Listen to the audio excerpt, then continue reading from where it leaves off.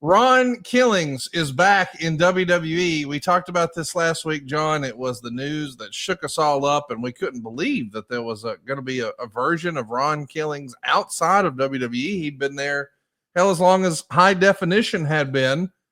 And then he had his big triumphant return this past weekend at Money in the Bank.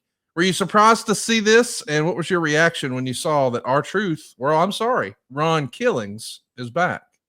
I was very surprised to see it, but I was very happy to see it. I feel like I don't know what happened. People are debating whether it was a whole thing was a work or not. It sounds like it wasn't.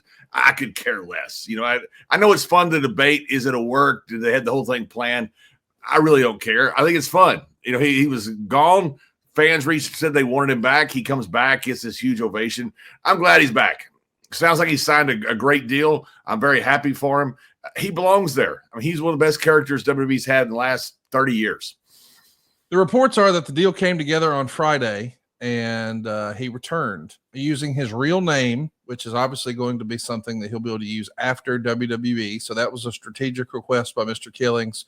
Yep. I'm super grateful that he's back, and I'm like you. I don't really care how it happened. It happened, and it got us all invested and interested.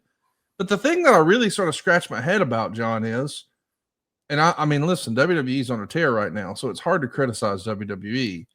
But it does feel like what would have been wrong with Triple H just saying, hey, you guys made your voices heard. We heard it, and we're here to over deliver. I mean, he could have been the internet darling by just saying, hey, we heard you, we listened, and we answered. Instead, it was like, oh, enjoy the show. I don't know. It just feels like you had an opportunity to try to debate with them or just say, hey, man, we just want to super serve you guys. You're our audience. I thought it was a weird response. Why not just say, hell yeah, you guys changed it?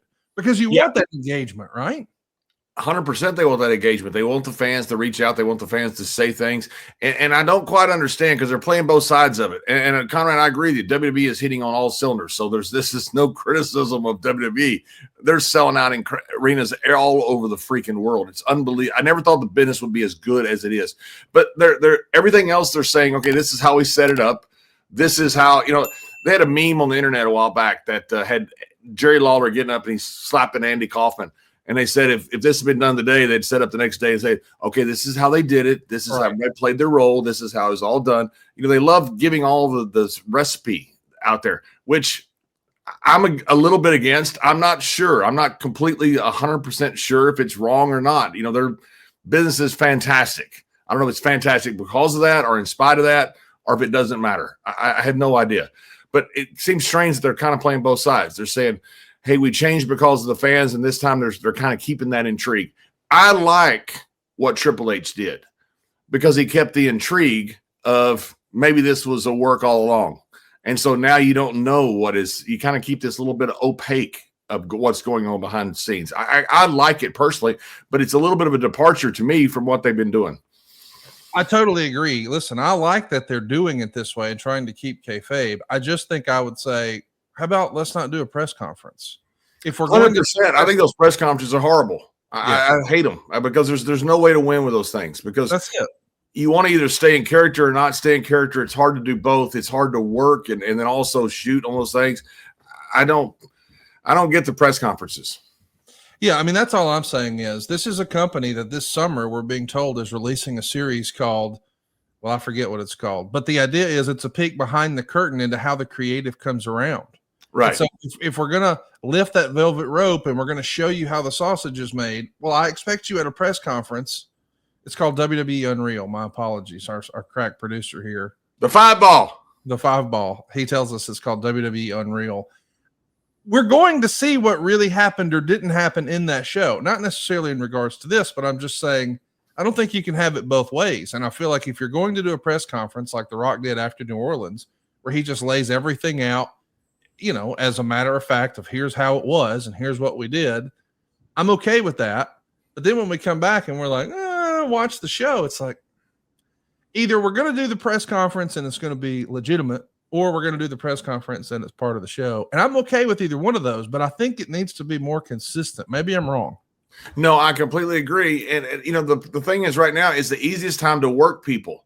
Yes. Because they expect you to be completely transparent. So now's the easiest time to work with people. So when Hunter says this, I'm a huge fan of this. I'm a huge fan of saying, hey, it was all part of the show. I'm like, Yes. Cool. You don't know if it was or not. You think it probably wasn't, but you don't know for sure. I love that because that blurs that line. And I think that's important to blur that line. They don't really. I don't believe. Now, they obviously did it this past week, or I think they did. We don't know for sure. Again, you blurred the line. But they've opened up so much of the veil that I think to me it's kind of tough to do that now. It's hard doing both. I think you should do both. I think you should open up, and then that gives you the ability to work easier because people know you're so transparent. We talked about it last week when we thought that this was really the end of Ron Killings in WWE, and you and I both agreed he'd be a bigger star a year from now than he is now. The reports, and again, who knows at this point, but the reports are that this isn't your standard WWE contract upon the return, but it does get him one final run with WWE. I hope that does a lot to sort of build some brand equity in his name, Ron Killings. And I do think that he'll make a boatload of cash outside of the tent. Of course, he was overwhelmed with positivity on social media when he logged in, and he wrote something like, no, hashtag we want truth was seen, heard, felt, and understood. Believe me when I say this. I love every one of y'all to death. We made history together. What a freaking cool story this is, isn't it? Can you imagine? I mean, you've worked in this company. I don't know how long has Truth been there? He's been there 20-something years. 08. So, okay. So he's been there almost 20 years, 17 years. Yeah. This is his 17th year.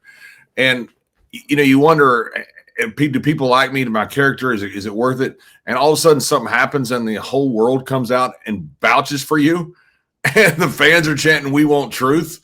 I mean, that's pretty cool to have that happen. Now, not many guys get to understand how much they are loved and appreciated while they're doing the job. And Truth got that. That's pretty cool. Ron Killings is our topic today, but before we talk more about his career in WWE, we do want to spend a few minutes talking about what else happened at Money in the Bank. We saw Seth Rollins win the men's Money in the Bank. We saw Naomi win the women's Money in the Bank. And I loved her interview sort of post-show with Big E at the desk. Just a real outpouring of emotions from Big E about how long Naomi had been a part of this company. I guess she first started working with Big E back in FCW in 2009. And here we are 16 years into her run. And this is probably the most high-profile thing Naomi has done yet. Listen, it's kind of old hat for Seth Rollins at this point, but that's a big deal for Naomi, is it not? It's huge. Yeah, I remember she came in. She's so charismatic and she's so fun, and she's a wonderful person, by the way, for those that don't know her. But we had to go to some type of break because she would blow herself up on the dance coming down. She did a great dance coming down. But like anybody, I mean, you dance for like 2 minutes, and all of a sudden you got to start the match. So they give her a little break. We had to figure out how to do it, creative wise with the camera, so she could catch a breather right quick before she'd have to go into her match. It was just fun. She's just a fun, bubbly personality. Don't we all love summer vacation, relaxing, laying out by the pool, barbecues, hitting the beach, doing, well, nothing? Well, how about a summer vacation from your house payments? With SaveWithConrad.com, you can do just that. Reduce your monthly payments by making the equity you built up in your home work for you. You can roll together those high interest rate credit cards into one lower monthly payment and perhaps access some of that newfound equity to turn your house into your dream home with no money out of pocket. And how about this? You get to skip your next 2 house payments. That's right. You won't have to make your June or your July house payment. You're done until August 1st. Go right now to SaveWithConrad.com. Let my team run the numbers for you for free. There's no obligation, and if we can't help you save some cash, we won't waste your time. And did I mention we're offering a 3-year guarantee right now? That's right. That means if at any point interest rates improve over the next 3 years, you get a free refi. That's right. No new lender fees from us. So you get to save money now without wasting money later when the rates improve on a whole second set of closing costs. Why not go to SaveWithConrad.com and get a guarantee? Save money now and save money later with your friend in the mortgage business. That's me, Conrad Thompson at SaveWithConrad.com. Shoot me an email at Conrad@SaveWithConrad.com. Give us a call at 888-425-0105. Or get yourself a quick quote, even talk to a live person right now at SaveWithConrad.com. NMLS number 2129, equal housing lender. take a summer vacation from house payments at SaveWithConrad.com.